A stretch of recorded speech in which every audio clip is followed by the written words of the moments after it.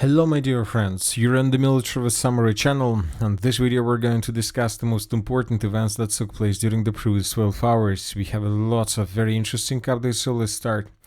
And first we're going to talk about the Zaporizhzhia direction where the Russians continue their offensive operation, and this morning we got additional changes on the ground.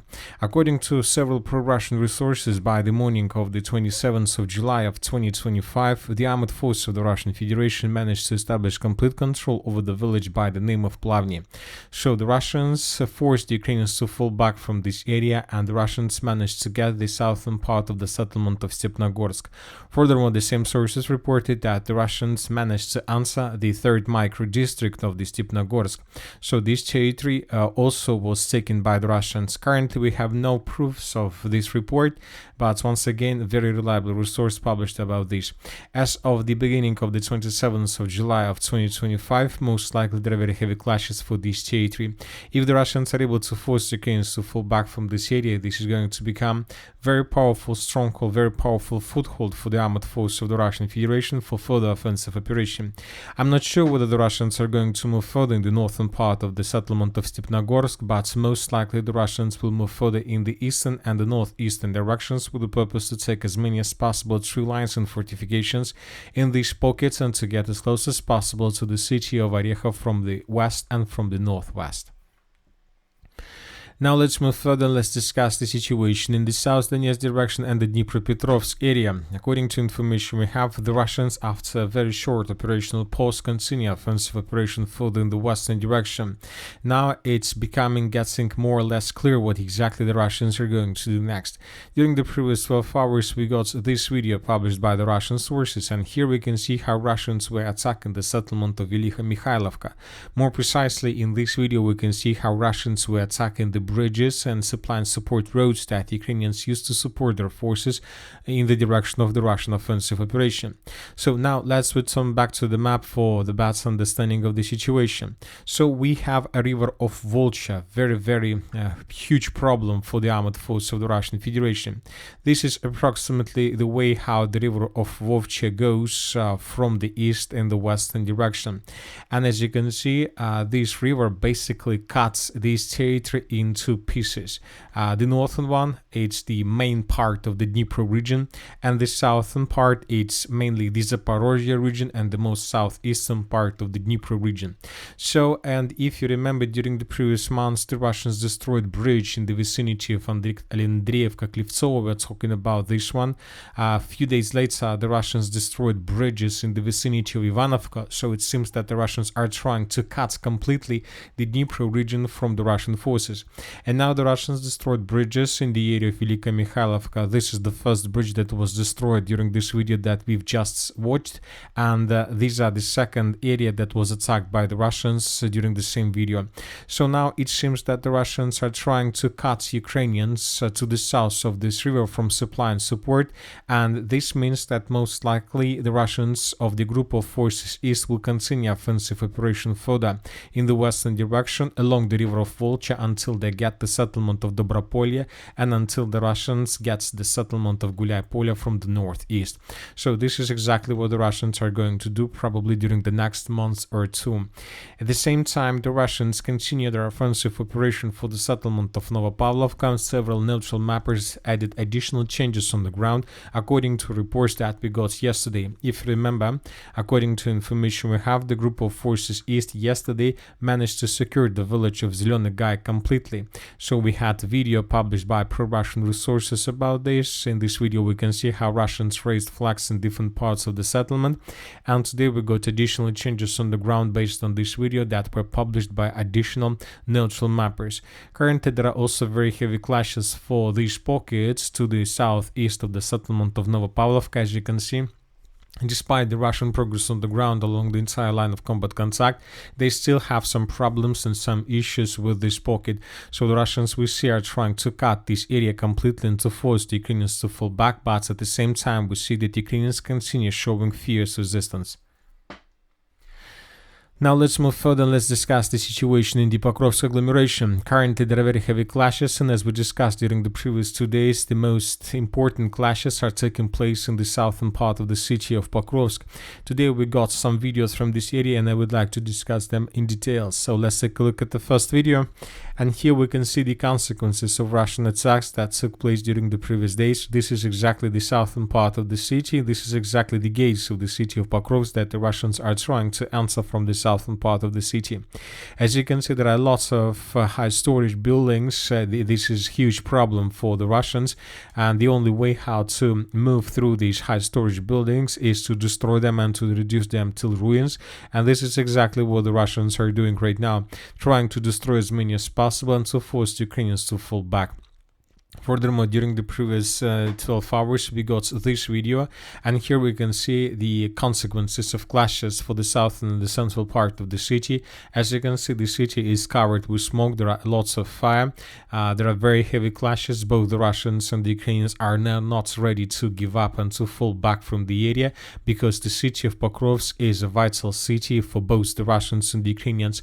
If the Ukrainians are able to stop and or to slow down the Russians in this area, this can become a turning point in the special military operation. The same thing for the Russian side. If the Russians are able to move through the city of Pokrovsk as soon as possible, as fast as possible, this can lead to complete collapse and the beginning of the offensive operation in the global perspective towards the city of Kharkiv from the south. So the city is covered with fire, very heavy clashes, and according to information we have, according to neutral mappers, during the previous 12 hours, additional changes on the ground were recorded. For example, this is the situation by the end of the 26th of July, and this is the situation by the morning of the 27th of July. According to neutral mappers, the Russians improved their position significantly in the most southwestern part of the city of Pokrovsk, and the Russians continue their offensive operation. As for the northeastern flank, the sources reported that the Russians began offensive operation in the direction of this Terikon, in the direction of this elevation. So the Russians are trying to answer this territory and to establish control over this strategical point. From this perspective, the Russians will be able to establish complete control over the northeastern and the northern part of the city of Mirnograd, which will obviously ease additional progress on the ground of the armored force of the Russian Federation. During the third day in a row, we continue receiving reports that the Russians are trying to enter the settlement of Mirnograd from the south, but as for the beginning of the 27th of July, we still haven't received even a single change on map or at any mapper, and we still haven't received anything that can confirm additional progress.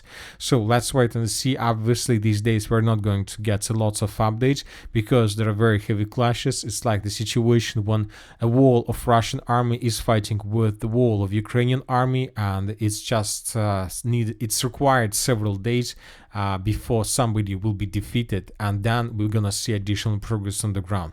But at the same time, the Russians are not waiting for the end of the battle for the Pokrovsk agglomeration. They continue offensive operation, and today we got reports that the Russians managed to improve their position significantly further in the northern direction from the area of the breakthrough. The Russians are saying that first of all, they managed to take under complete control and to cut physically the road between the villages of Novoshachova and Shachova, so the Russians took territory, and now the Russians are trying to attack Ukrainians in the area of Shachova from the west. This is unexpected maneuver of the armored force of the Russian Federation, because the Ukrainians expected that the Russians, not just expected, the Ukrainians prepared everything that the Russians would attack Ukrainians from the south, or at least from the southeast, but the Russians outflanked Ukrainian main defense lines and now are trying to attack from the west. This can lead to complete collapse of this defense and to force the Ukrainians to fall back even further in the northern direction towards the settlement of Toretsk and Safiyivka,